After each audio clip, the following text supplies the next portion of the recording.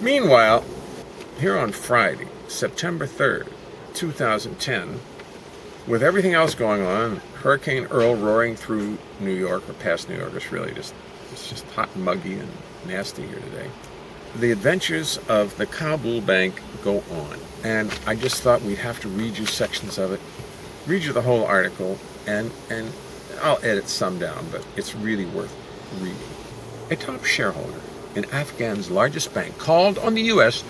to shore up the lender after depositors withdrew about a third of its cash reserves in 2 days, while the country sought to avert a destabilizing crisis at a crucial moment in the fight against the Taliban.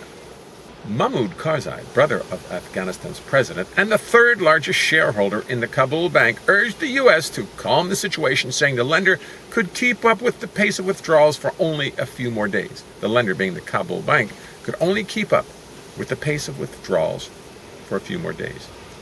And then this is the part I love. Quote, America could support Kabul bank to the last penny. Of course that would help. America could do it easily. Come on, what do they do? They could just throw a few million more. They do it so simply, he said in an interview at his Kabul home. Kabul bank, Kabul home. The full faith and credit of the U.S. government behind the Kabul bank. What more do you want? Well, that sounds pretty greedy to me. That's pretty greedy talk to me. You're not going to make a lot of friends in the United States like that. The U.S. said it has no plans to prop up the Kabul bank and has only sent in a small team of experts to help the Afghan central bank sort out this mess. While we are providing technical assistance to the Afghan government, we are taking no steps to bail out Kabul bank, said White House spokesman Robert Gibbs. On Thursday, crowds of depositors gathered at Kabul bank's branches to try to withdraw their cash. If the withdrawals continue apace, Mr. Karzai said, the bank would be effectively insolvent by when? Early next week. The bank has $1.3 billion in deposits and its total assets are almost equal to its liabilities. But the lender only had $500 million in cash on hand at the start of the crisis, he said. Its other assets, including Dubai real estate investments of uncertain value, aren't easily convertible into cash. That's for sure.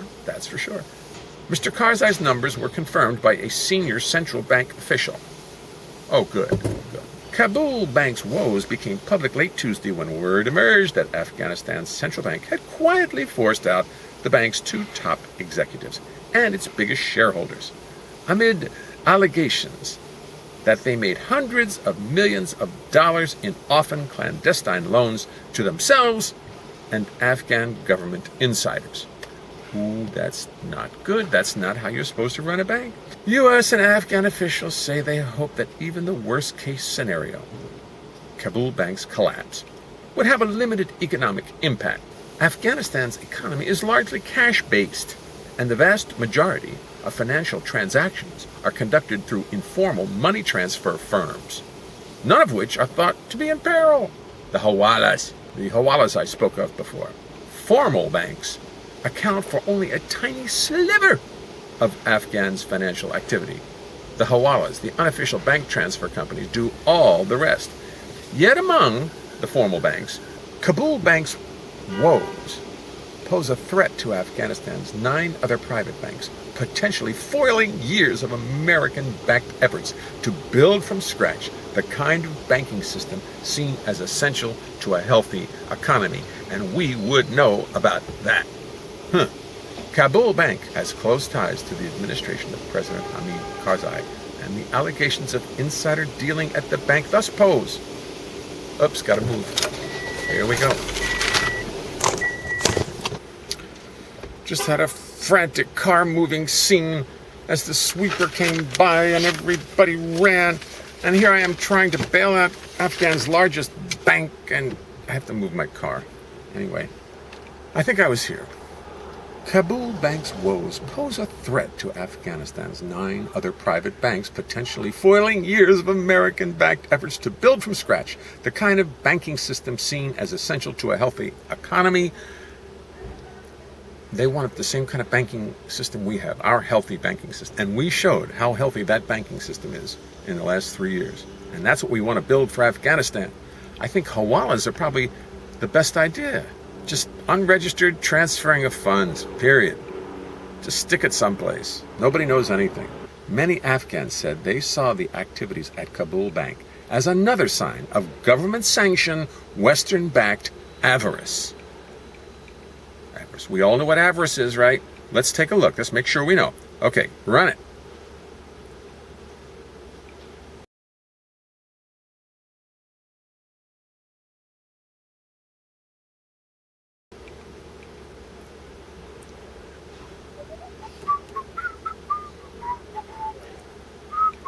Okay, so now we know what avarice is.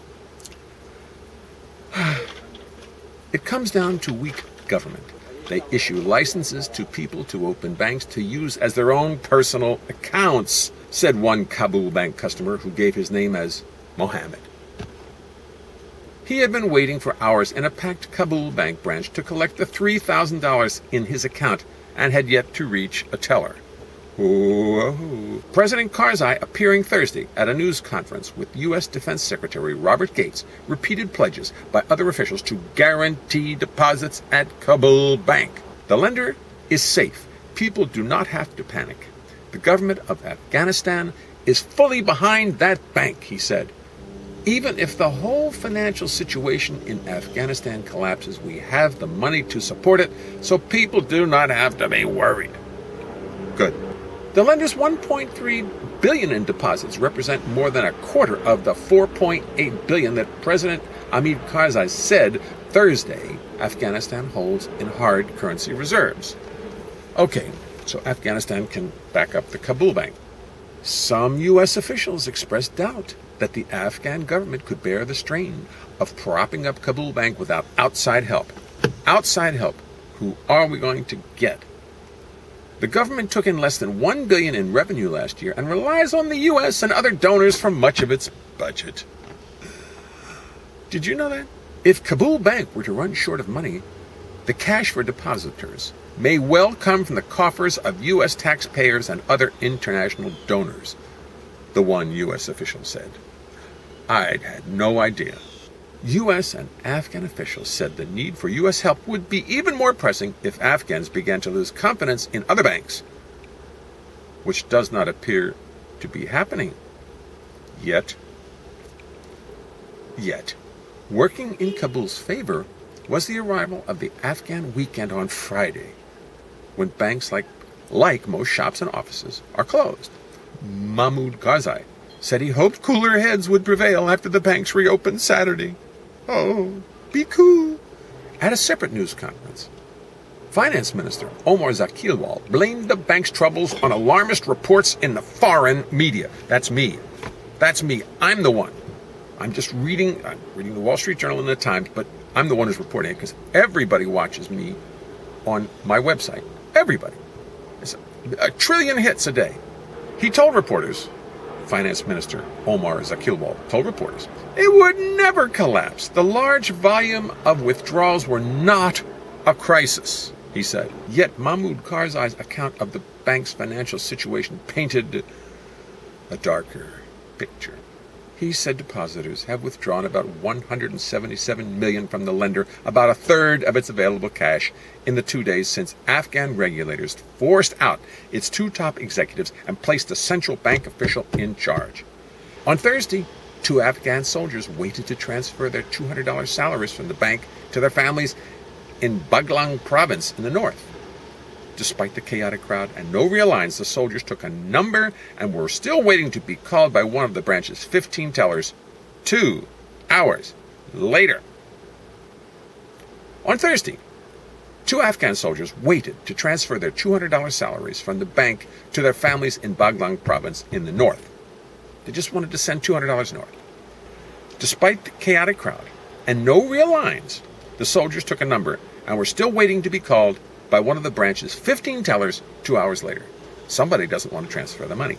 There are so many people that they are all worried the bank will collapse, said another customer, Adisha Mahmoud. the owner of an Afghan construction company. Mr. Mahmoud had been waiting for an hour, trying to withdraw the $40,000 he has on deposit at the bank. Okay,